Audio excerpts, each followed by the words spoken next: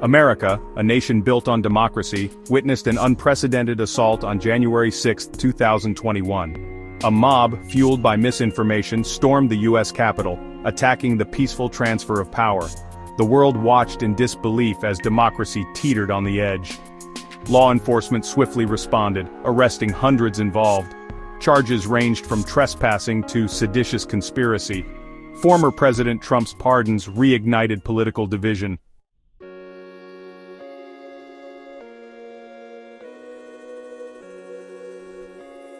The essence of American democracy hinges on the peaceful transfer of power.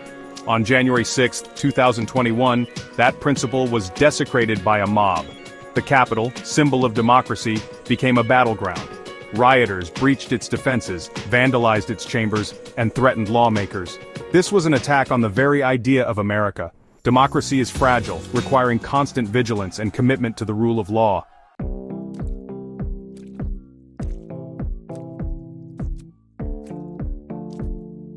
The power to pardon is one of the most extraordinary prerogatives vested in the President of the United States by the Constitution.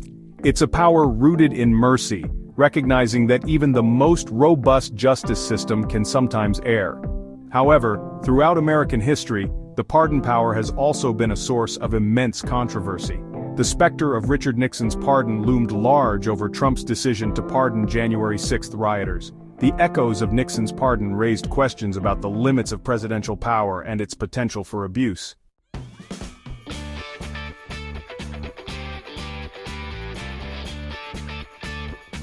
Former President Donald Trump pardoned individuals involved in the January 6 insurrection, framing it as a step towards national unity. Critics argued this undermined the rule of law and rewarded political violence.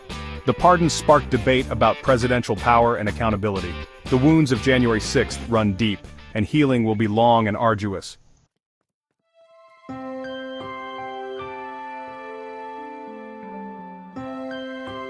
Let's rewind the tape, folks, back to that crisp, sunny January morning in Washington, D.C.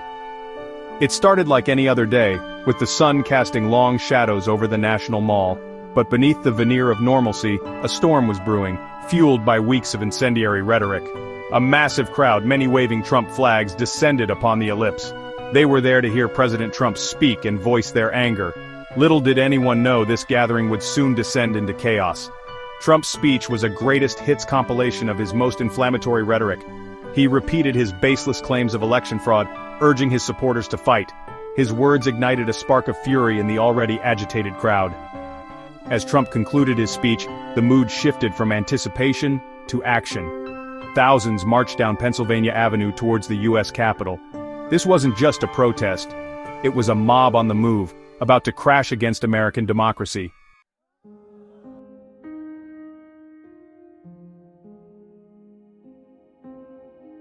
While the physical assault on the Capitol unfolded in real time, a parallel insurrection was raging in the digital realm. Social media platforms, once hailed as tools of connection and democratization, became echo chambers of outrage, amplifying misinformation, conspiracy theories, and calls for violence. Hashtags like #StopTheSteal and #FightForTrump trended nationwide, creating a virtual mob united by their shared belief in a stolen election. Facebook, Twitter, YouTube, and other platforms became breeding grounds for extremist groups, some of whom openly planned and coordinated the attack on the Capitol. These digital spaces allowed like-minded individuals, geographically dispersed but united by their shared grievances, to connect, share information, and radicalize one another. The events of January 6th laid bare the dark underbelly of the digital age, exposing the dangers of unchecked misinformation and the ease with which social media platforms can be weaponized to incite violence and undermine democratic institutions. The storming of the Capitol wasn't just a physical assault, it was a digital siege, a testament to the power of online platforms to shape beliefs, mobilize crowds, and ultimately threaten the very fabric of society. In the aftermath of the attack, social media companies faced intense scrutiny for their role in amplifying misinformation and facilitating the violence. While some platforms took steps to remove extremist content and suspend accounts associated with the insurrection, critics argued that these measures were too little, too late. and that more needed to be done to address the systemic issues that allowed these platforms to become hotbeds of hate and disinformation.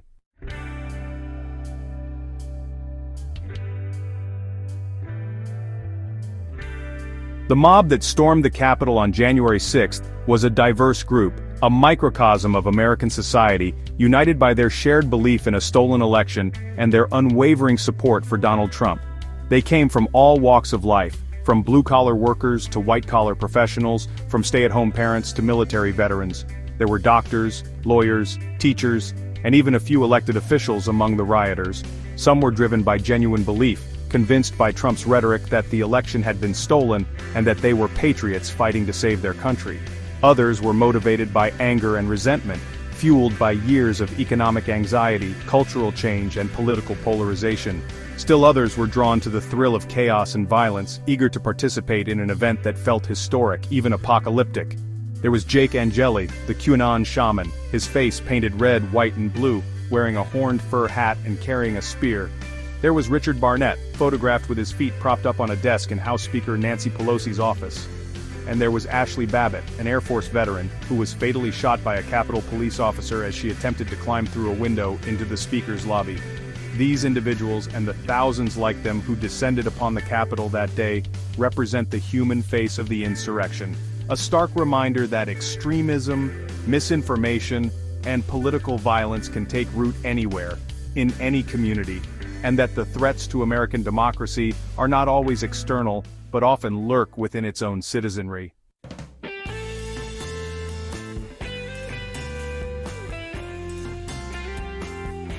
In the aftermath of the January 6th insurrection, the Justice Department launched one of the largest and most complex criminal investigations in American history. Hundreds of FBI agents and support staff worked tirelessly, scouring through mountains of evidence, including social media posts, surveillance footage, and tips from the public, to identify and apprehend those responsible for the violence. The charges against the rioters ranged in severity from misdemeanors like trespassing and disorderly conduct to serious felonies like assault on law enforcement officers, seditious conspiracy, and obstruction of an official proceeding. Prosecutors sought to hold individuals accountable for the full extent of their actions, arguing that the attack on the Capitol was a grave assault on American democracy that demanded a swift and decisive response.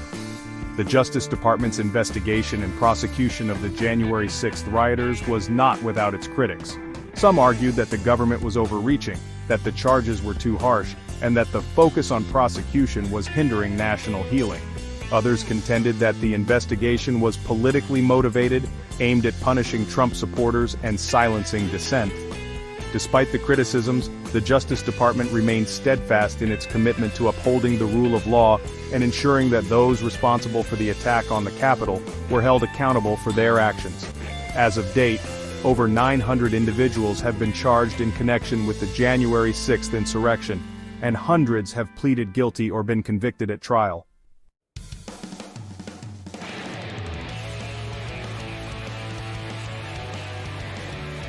The legal battles stemming from the January 6th insurrection were far from over. As defendants faced trial, their lawyers employed a variety of legal strategies, challenging the evidence against them, questioning the impartiality of the justice system, and invoking the First Amendment to defend their actions. Some defense attorneys argued that their clients were merely exercising their First Amendment rights to free speech and assembly, that they had no intention of engaging in violence, and that they were swept up in the chaos of the moment.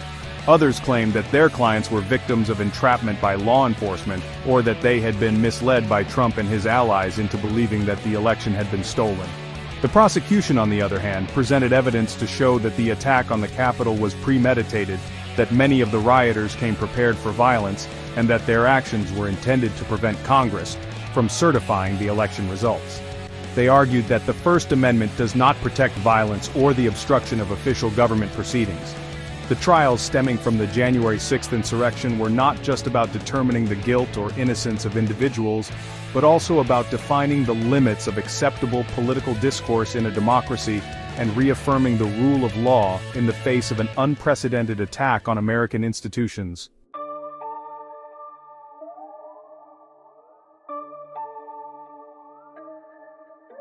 The presidential pardon, enshrined in Article 2 of the U.S. Constitution, is a powerful tool, a vestige of monarchical authority in a system designed to limit executive power. It's a double-edged sword, capable of righting wrongful convictions and offering a path to redemption, but also prone to abuse. Throughout history, presidents have grappled with the weight of this power, the delicate balance between mercy and justice. Some pardons have been celebrated as acts of compassion, offering second chances to those who've earned them. Others have been met with outrage, seen as blatant attempts to obstruct justice or reward political allies. Trump's decision to pardon individuals convicted for their roles in the January 6th insurrection ignited a firestorm of controversy. For his critics, it was a blatant attempt to undermine the rule of law and shield his supporters from accountability. These weren't just any pardons, they were granted to individuals who had participated in an unprecedented assault on American democracy. The pardons reignited the debate over the limits of presidential power. They were a stark reminder of the deep political divisions that plagued the nation.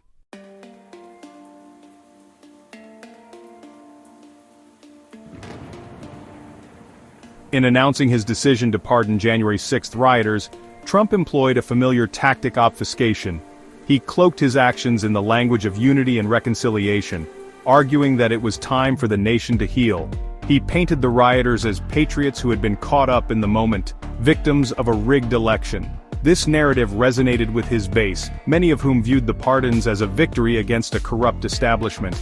However, beneath the veneer of magnanimity lay a more cynical reality. Trump's pardons were about self-preservation, rewarding loyalty, and consolidating his power base. By pardoning individuals convicted of serious crimes related to the insurrection, Trump sent a clear message: loyalty trumps the law. This dangerous precedent, critics argued, undermined the very foundation of American democracy. Trump's justifications for the pardons were as predictable as they were disingenuous. He claimed that the rioters were victims of a witch hunt, targeted by a politically motivated Justice Department. This narrative, devoid of evidence, nevertheless resonated with his base, further deepening the partisan divide.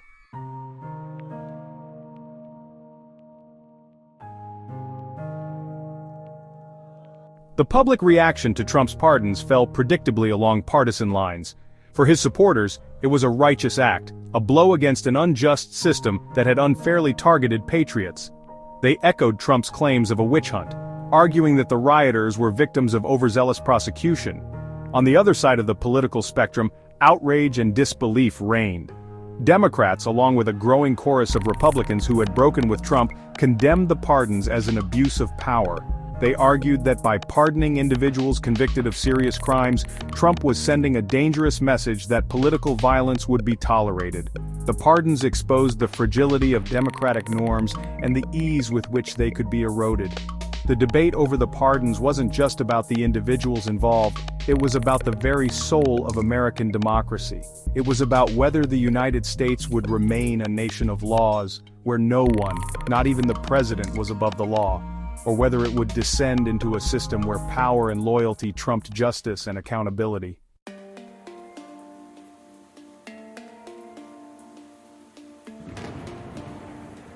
Trump's pardons had a corrosive effect on public trust in the justice system. For many Americans, it appeared as if there were two sets of laws, one for Trump and his allies, and another for everyone else.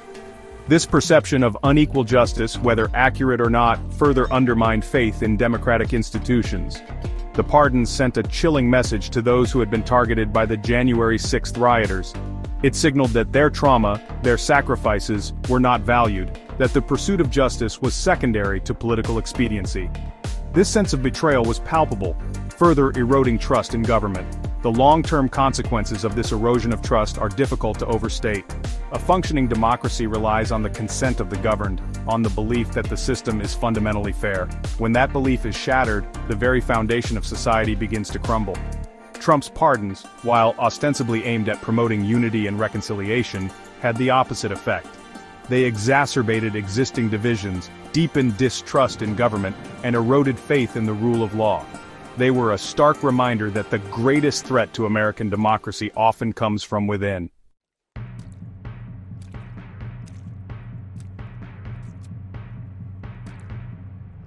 The rule of law, the principle that everyone is subject to the same laws and that no one is above them, is the bedrock of any functioning democracy.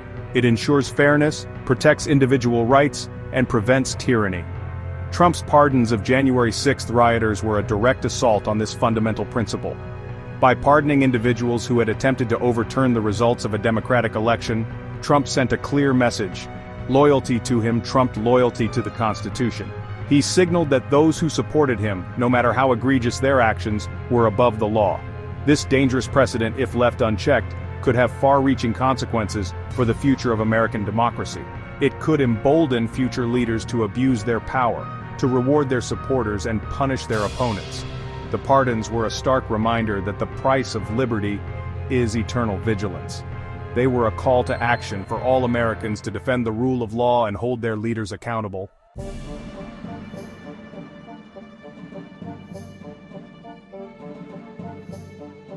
The morning after Trump's announcement, a palpable tension hung in the air. News channels buzzed with analysis, social media erupted in a firestorm of hashtags, and water cooler talk revolved around a single question. What did the pardons mean for America? For some, it felt like a betrayal, a slap in the face of justice. They saw it as a blatant attempt by Trump to protect his own, to reward those who had carried out his bidding.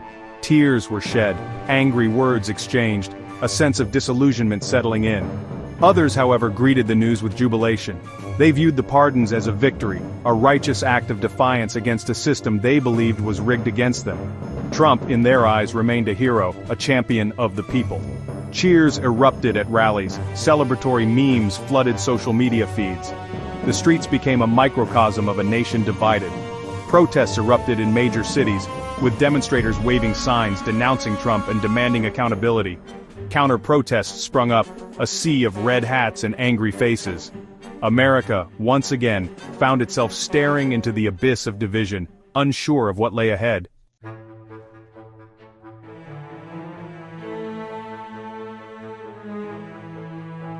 The political establishment went into overdrive. Democrats almost universally condemned the pardons, their voices a chorus of outrage. They accused Trump of abusing his power, of trampling on the rule of law. Republicans, however, found themselves in a more precarious position. Some, emboldened by Trump's defiance and fearful of alienating his base, fell in line, echoing his justifications for the pardons. They praised his leadership, his commitment to his supporters. Others, however, found themselves increasingly uncomfortable with the direction of their party. They had for years tolerated Trump's excesses, his norm-breaking, his rhetoric. But the pardons for some crossed a line. They saw it as a bridge too far, a stain on the party's legacy. The fissures within the Republican Party threatened to erupt into a full-fledged schism. The party of Lincoln, once a bastion of law and order, now found itself grappling with its identity. The pardons were a litmus test, a defining moment that forced politicians to choose a side.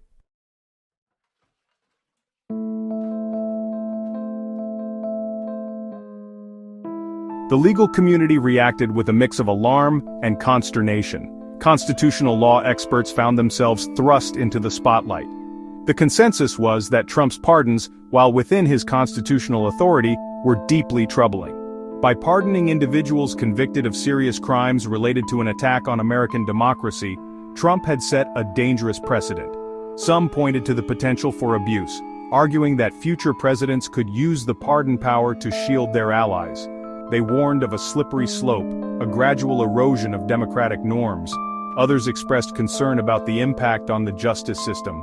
They argued that the pardons undermined the principle of equal justice under the law. The debate went beyond legal precedent.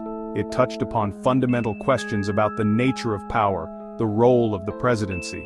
It forced a reckoning with uncomfortable truths about the fragility of institutions. The pardons had opened a Pandora's box of legal and ethical dilemmas.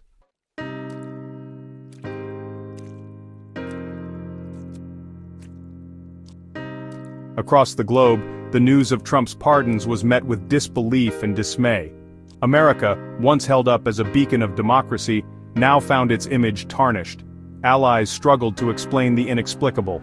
How could a nation that prided itself on the rule of law condone such an act? Adversaries greeted the news with a mix of glee and smug satisfaction. They saw in the pardons confirmation of their long-held beliefs about the hollowness of American democracy. They seized upon the opportunity to highlight America's failings. The pardons had dealt a blow not just to America's image but to the very idea of democracy itself. They served as a cautionary tale, a reminder that even the most robust of democracies were not immune to the corrosive effects of populism. The world watched, some with pity, others with scorn, as America grappled with the fallout. The beacon of democracy, once so bright, now flickered precariously.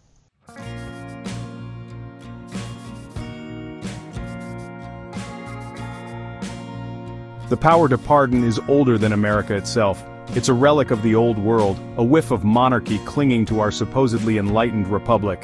The founding fathers wrestled with it, knowing it was necessary but prone to abuse. They wrote it into Article 2 of the Constitution, hoping it wouldn't harm democracy. Presidents have used it nobly and questionably, healing wounds and raising eyebrows. Navigating this power requires a strong moral compass and a commitment to justice.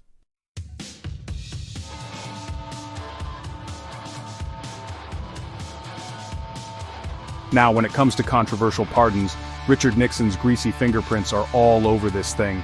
See, back in the hazy, paranoid days of Watergate, when America discovered its president was basically running a criminal enterprise out of the Oval Office, Nixon found himself staring down the barrel of impeachment and potential jail time. Enter Gerald Ford, Nixon's VP, and after Nixon's resignation, the accidental president. Ford, bless his heart, wanted to move the country past the trauma of Watergate to bind the wounds and restore faith in government. So he did something that made half the country want to hug him and the other half want to throw tomatoes. He pardoned Nixon. Now, Ford argued it was the right thing to do, that putting Nixon on trial would only rip the country further apart. He said it was time to heal, to move on, to let the healing begin. But a lot of folks weren't buying it. They saw it as a betrayal, a slap in the face of justice. Nixon, they argued, had gotten away with it, escaping accountability for his crimes while ordinary Americans faced the full force of the law. The Nixon pardon, whether you agree with it or not, cast a long shadow over the presidency. It became the benchmark against which all future pardons would be judged, a cautionary tale about the dangers of unchecked executive power and the fine line between mercy and a miscarriage of justice.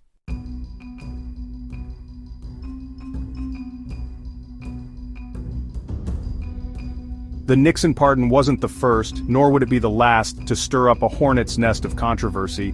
America has a knack for presidential pardons that leave a bad taste, like day-old coffee. Take Bill Clinton, for example. He granted clemency to Mark Rich, a fugitive financier.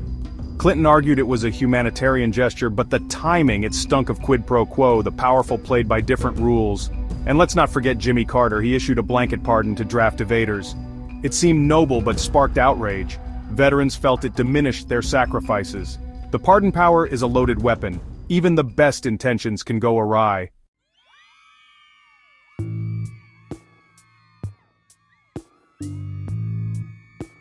Now, Trump's pardons of the January 6th rioters, they're a whole different breed of cat, folks. We're not talking about some dusty old Cold War espionage case or a tax-dodging billionaire hiding out in a Swiss chalet. This is about an attack on the very heart of American democracy, an attempt to overturn a free and fair election. Trump, in his infinite wisdom, decided to pardon folks who stormed the Capitol, who threatened elected officials, who tried to prevent the peaceful transfer of power, the very bedrock of our democracy. And he did it, not in the name of mercy or justice, but to reward loyalty, to appease his base, to stick it to the deep state he believed was out to get him. This wasn't just about second chances or righting past wrongs. This was about sending a message. That loyalty to Trump trumped loyalty to the Constitution, that those who supported him were above the law, that violence and insurrection were acceptable tools of political dissent. And that, my friends, is a dangerous precedent, one that could have far-reaching consequences for the future of American democracy. It's a reminder that the guardrails of our system, while strong, are not unbreakable, and that the price of liberty, as Thomas Jefferson once said, is eternal vigilance. So, keep your eyes peeled, folks, and hold on to your hats, because the pardon power, in the hands of someone like Trump, is a dangerous weapon indeed.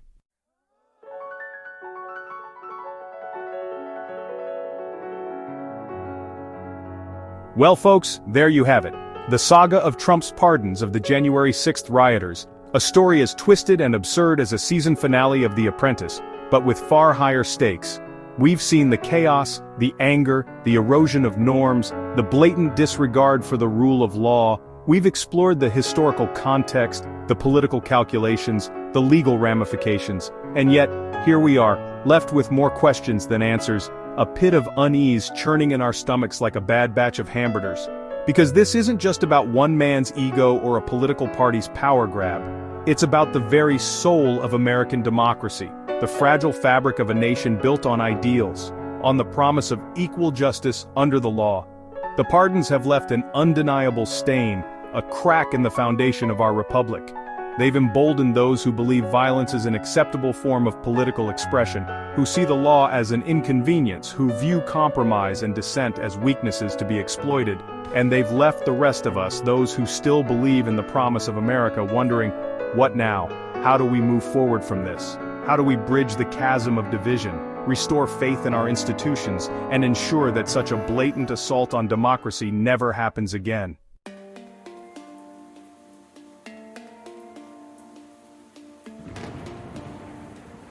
One of the most insidious consequences of Trump's pardons is the erosion of trust. Not just trust in the presidency, which, let's be honest, has been on shaky ground for a while now, but trust in the very systems and institutions that are supposed to protect and serve us.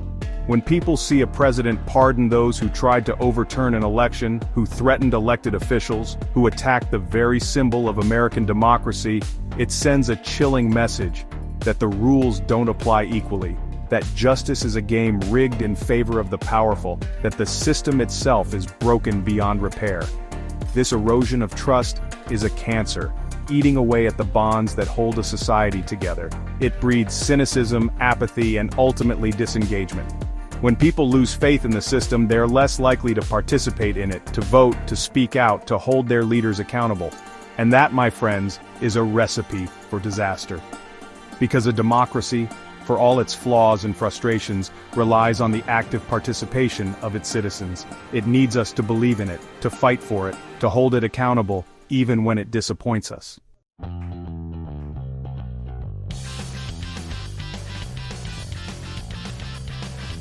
So what do? Throw up our hands in despair, retreat to our corners and scream at each other across the political divide?